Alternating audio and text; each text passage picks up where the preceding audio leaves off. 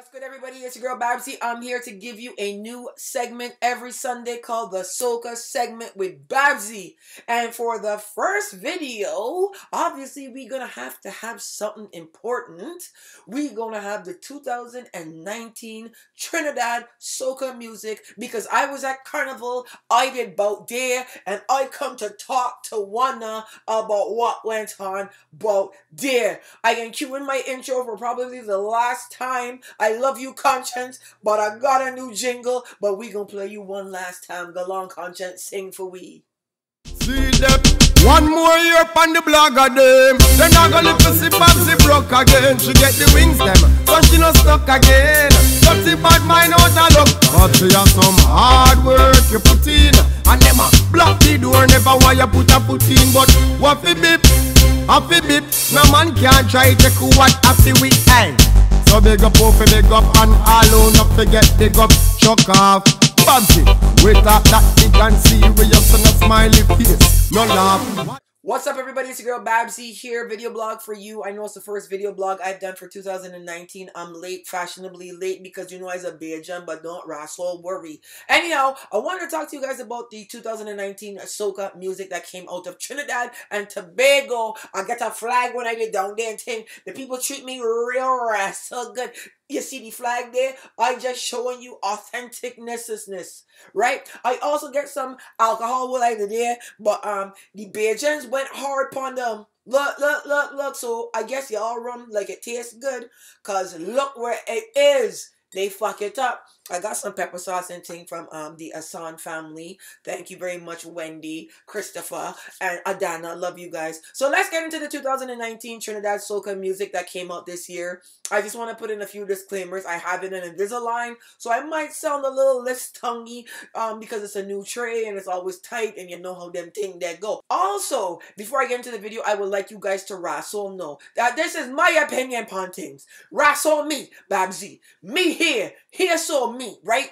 That means I, with my brain and my mind, have an opinion on the music. You might have a different opinion because you have a different brain and a different mind than wrestle me. It does not mean that you need to get on like a fucking asshole. Calm your ass down around here. I'm just giving you my feel, my take on a lot of the people who did a lot better. I'm not going to talk about the people who did a lot wusser. Yes, wusser is a word, because a lot of you get sensitive when you say things about y'all people. So let me don't say nothing about nobody, right? Because JW and Blaze don't like me still. Don't mind that. Don't mind that. And make sure you are subscribed to me on this channel here, because I realize I look through my stats and a lot of you, why is 61% of you watching my videos and you're not subscribed to me? Hit the subscribe button and the notification bell so you don't miss wrestle me. You understand what I'm saying? And if you're not following me on all my other social media outlets, my name there is strictly Babbzy. I want to hold these little rum bottle here. My name there is strictly Babbzy, so make sure you come and follow me on Instagram and them sort of things, because then you gonna know what's going on, right? You gonna know what's going on, you understand? Let me smell this here. Oh, cunt, boy. Now, I want to talk to you guys about the music, but I think I wanted to do it kind of like at an artist level to start off with for this Soca segment series. So let's talk about the #1 Soca artist, entertainer in the entire world, Machel Montano. Now, I know a lot of you guys are going to come in and be like, Machel's not the best. He blah, blah, blah. Listen, Machel pretty much leads in every single category when it comes to Soca music. The only category he might not be in the lead in is when it comes to mainstream hits. But we are going to talk about that another day. Machel Montano is the top Soca artist in the entire world. And we know this. So for 2019, I don't feel like Machel had a very strong year. Now, I want you to understand English, because some of you guys, you know, English is your like 5th language. I did not say Machel had a bad year. I just don't feel that this year was his strongest year. I feel like the reason it wasn't his strongest year is because he was highly distracted this year for a few reasons. Again, these are my personal thoughts and I'm just sharing them with you. For starters, I feel like Machel having an album come out this year basically kind of threw him off his game. You know, it's very hard to promote an album during Trinidad Carnival when you're performing 3-4 times a night. When you do an album promo run, you pretty much have to dedicate your entire time to going to different cities, talking about your album. You know, like how you see Offset doing right now, how he's on Ellen, he's on Drink Champs, he's on Hot 97. that's how you pretty much have to do when you have an album coming out or an album that's already out. And Machel obviously is not able to travel to Toronto, to New York, and all the places that, you know, soca music is huge at to promote this album. Now, the album is called GOAT, and it has 20 songs on it. And the reason why an album coming out at this time of year is really not good strategically, I'm not trying to knock anybody on Machel's team that would have come up with this idea, but this is a very bad idea. Going through 20 songs during Trinidad Carnival, when most people have ADD, I can attest that I have it. To sit down and listen to 20 songs is very hard for me to do. As well as I know some of the songs, you know, we knew from before, but to really sit and listen to an album during Trinidad Carnival, it's just a tough time. You know, it's just not time to release an album. I feel like he would have been better off maybe releasing an album maybe like around now when things died down.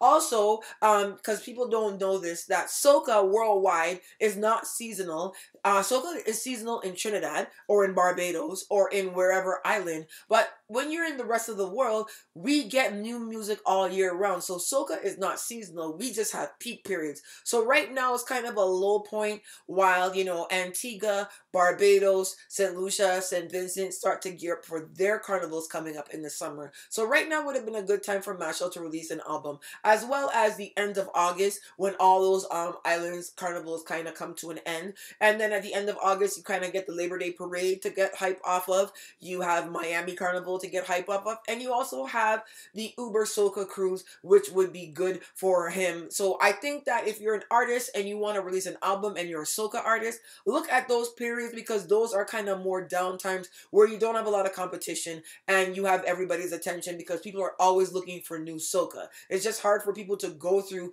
20 songs of soca during a time when, you know, Trinidad Carnival, you know, is probably the highest peak period for new music to come out. So I feel like the album coming out this time kind of distracted things, because he wanted to talk about it, but then he had to perform 40 times a night. So it just didn't kind of align well for him. So that's just how I feel about that. I also feel that Machel was distracted because of the beef he had with Ira George. Now we know that Machel is not really a clash artist. So for him to be in this verbal clash with Ira George really threw him off his game, because he didn't do just one song for him. He did 2 songs for him. And he was at shows. He was trying to, you know, dig in an Ira. And the issue with this was that, you know, I think it started off friendly. It was like, oh yeah, we'll just kick some game at each other and whatever. And then it blew up into something really big. Kind of like when 2 friends are like play fighting and then one of them slaps the other one a little bit too hard and they're like, motherfucker, you hit me too hard. And it's like, bap, bap, bap, and then they start fighting.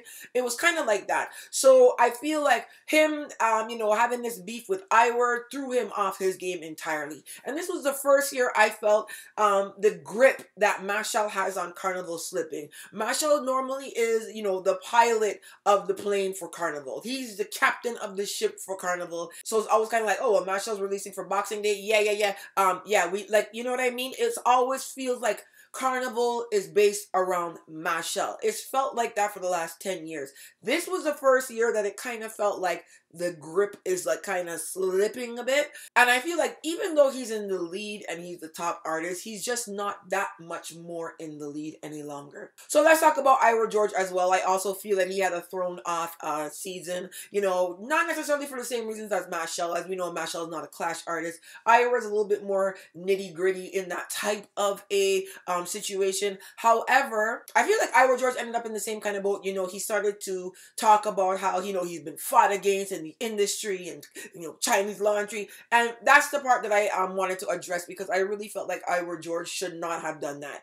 You know, he did this PR release talking about how Chinese laundry fought him and Machel never did nothing to help. And it's kind of like, look, man, Ira, let me be honest with you. You're an international artist. Everybody knows you around the world for music, from Bottom in the Road up until, you know, Water Blessings now. Like, you did not have to come and try to give this explanation about what's been going on with Chinese laundry all these years. You know, as a person like me, Babbzy, I'm a little bit more warlord Gideonish, and I feel like you give power to these people when you sit and talk about they did this to me and they blanked me here and they blanked me there. It's just kind of be like, yo, B, we all get fought.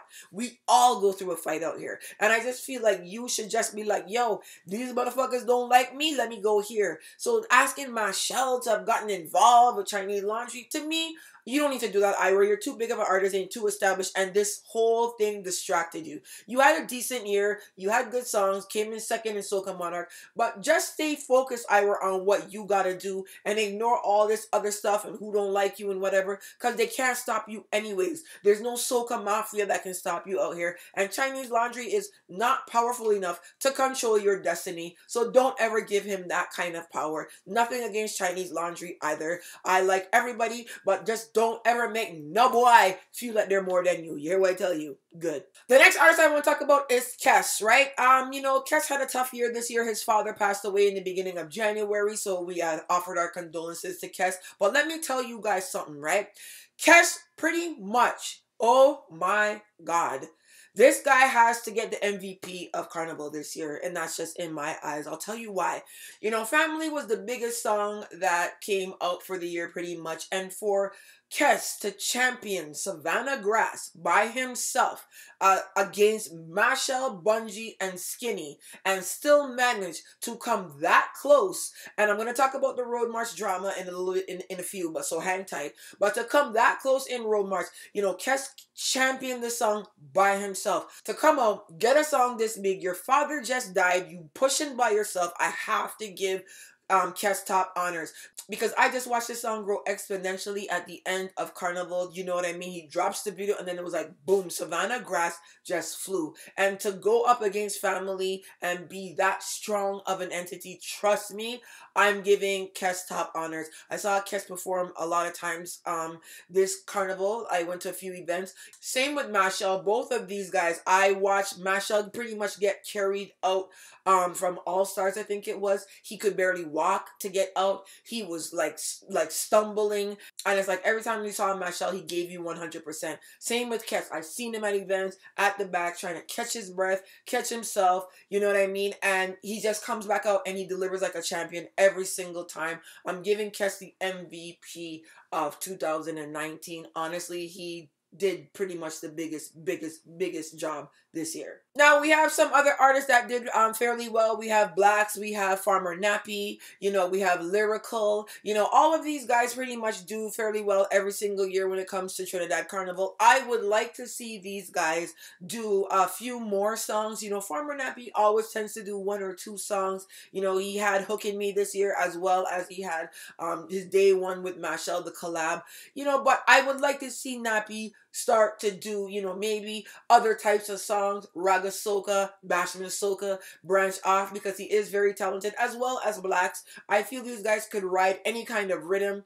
as well as Lyrical. So just do a bit more songs, because you do well every year. You do get a good, you know, theme song every year, but I want to see you guys kind of push more and get a few more songs out there. That's just my take on it. Now, some of the people that were very absent to me, one of them was Bunji Garlin. Now, this year, you guys know Bunji Garlin because Fay-Ann is now the chairwoman of International Soca Monarch. Bunji Garlin was not as, you know, seen as much at the events because he was giving Fay-Ann, you know, 100% support for being the chairwoman of Soca Monarch, which we do appreciate. I still heard Bunji on radio fairly often, but I just did not see him visibly as much this year. And I guess it's because of him having to, you know, help Fay-Ann with a lot of the obligations she had for Soca Monarch.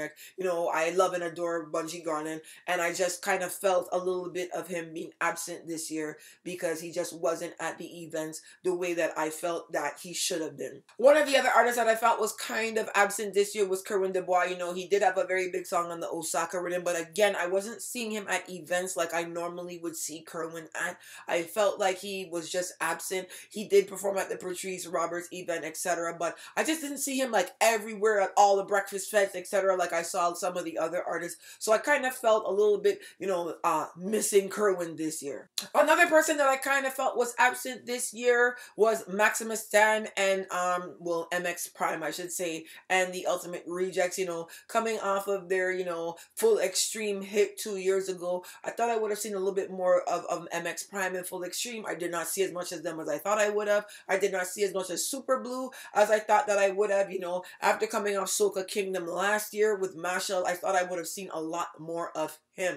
Now, I wanted to big up, you know, Irfan Alves and Sakan Star and Nyla Blackman for having a very strong, you know, Pace song with Brave. You know, a lot of these intermediate artists like Voice, Nyla Blackman, Nessa Preppy, you know, Sakansta, Irfan Alves, you know, Pretty. They kind of are just, you know, in that intermediate level where, yeah, you know, they're getting on shows now. They're starting to do things. You know, I would like to see all of them, you know, branch off and get a lot bigger internationally as well. But, you know, they had a very good year, you know, so I was happy to see that, you know, a lot of the intermediates were doing fairly well as well. And I also felt like Olatunji was missing. You know, after Olatunji was on X Factor, I thought he would have come back to Trinidad and had a smashing year. Kind of felt that he was kind of, you know, low key, you know, didn't really see him as much. You know what I mean? It's tough, you know. Carnival is such a competitive time. You know, Shal Marshall was still out here. You've seen him doing this thing.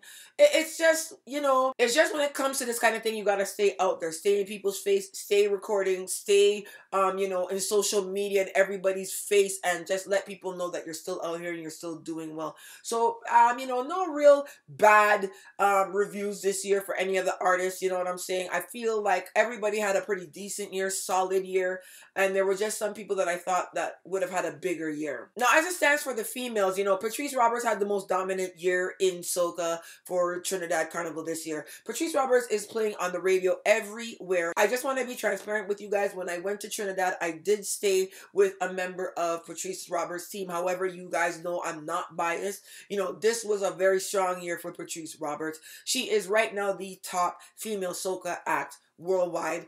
When it comes to performance fees, the numbers of performances she's getting, she's just up there, you know. So enough respect to Patrice Roberts. You know, she's just, every time I stepped in the car, she was playing. Every time I went in a store and heard music, she was playing. It was just, she was just everywhere this year. She had her own event. It went extremely well. So, you know, she's getting to that, you know, level where she's starting to kick away and blow up now. So it's good to see her, you know, out here, because she's been out here for a long time and she's gone through a lot in music. Another person with a very strong year, female Nadia Batson. She came out gunning this year, trust me. So Long and a lot of these other songs that did extremely well. Nadia Batson is a favorite of mine. I like her a little bit more on the groovy songs because of, you know, the pitch of her voice and the sound of her voice, you know, is kind of high. So when she gets on those faster rhythms, it's kind of, you know, difficult to absorb.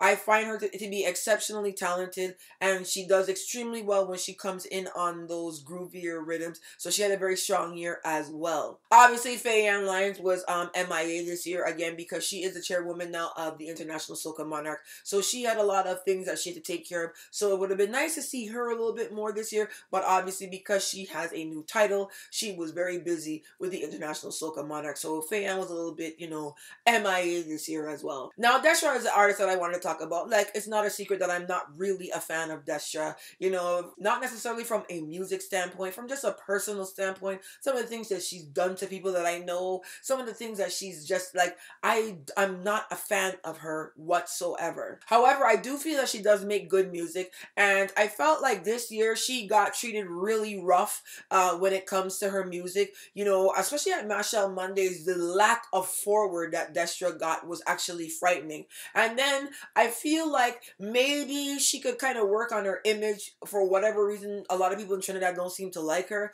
but she did a very bad business move by collabing with Spice, and I'm going to talk about that another day because I don't want that to be the focus of the conversation today. You know, Destra has good songs. It just seems like people just don't seem to like her too much. You know, the collab with Spice, I don't know. I don't know, man. I don't know. Sometimes these people, when they have these business ideas, who's giving them to them.